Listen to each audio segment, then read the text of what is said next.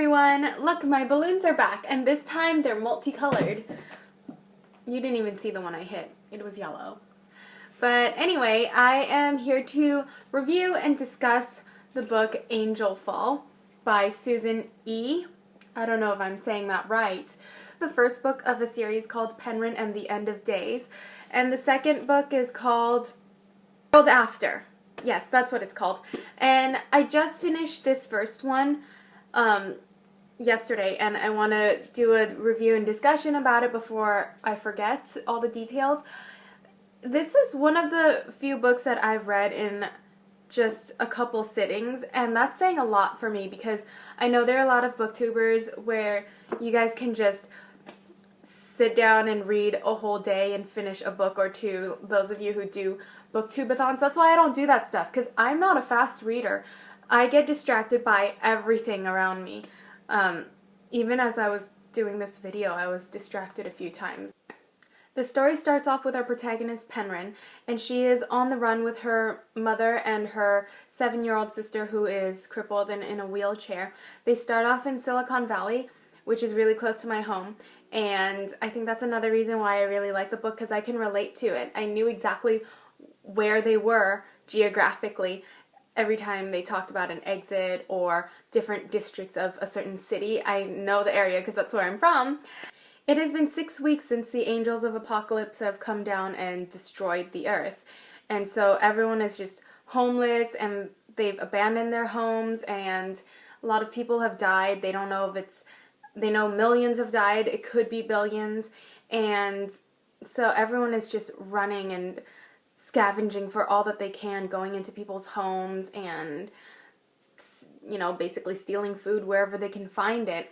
So it starts off where they're on the run, and then Penguin comes across these angels, and they're fighting each other to the death.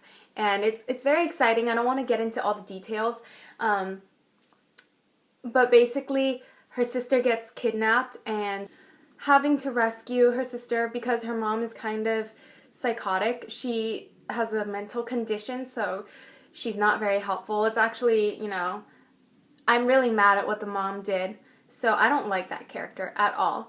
But Penguin actually rescues one of the angels, and so now she's using him to get to the Eyrie, which is where all the angels are basically hiding out, and they're possibly keeping her little sister there. And so that's her goal. Her purpose of this journey is to rescue her little sister. Just when you think things are going well for Penguin and Rafi, everything goes to hell again.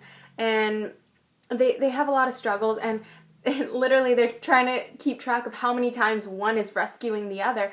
And it's pretty amazing how this angel is relying on this human girl, and she's also relying on him. They're just so, it's such an unlikely partnership, but it works out really well. The only moments I didn't like in the book are the moments where Penguin's mom comes back. Like, she just can't seem to get lost, and you would think that she'd want to stick around with her mom, but if you read the book or if you plan on reading it, you'll see why she's just better off without her mother.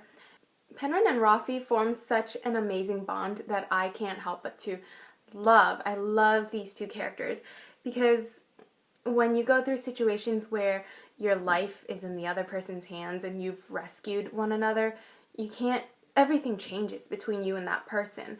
Inevitably, you kind of form a lifelong friendship with this person. So they've gone through, like I said, so many situations where they could have died without the other person's help. So I really love these characters, and I love how it builds so naturally, and I really like Rafi. I like the description of his character. He's just so masculine and so handsome, and whether or not Penguin succeeds in saving her sister, I'm not going to give that away. That's all I want to say about the plot itself.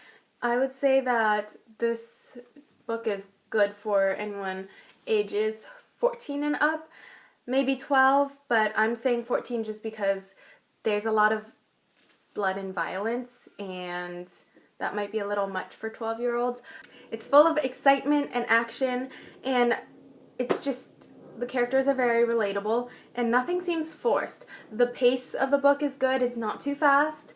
so it doesn't seem like you're missing out on a lot of stuff, and it's not slow in a sense that you feel like it's just dragging. Like I said, this was a complete page turner for me. I think the only other books that had me sort of glued and just absorbed into the story were any of Cassandra Clare's books and probably books from the Embrace series. But yeah, again, it's angel theme. I have never met an angel theme book that I didn't absolutely love. I have high hopes for the second book. I looked on Amazon and I looked on the author's webpage, and it doesn't say anything about when the third book is released. I know there is going to be a third book, but I don't know when it'll come out. But I have high hopes for the second book, and I hope it's not going to be a disappointment. But I give this book overall 5 out of 5 stars. It was excellent. Thank you for watching, and I'll talk to you guys next time. Bye!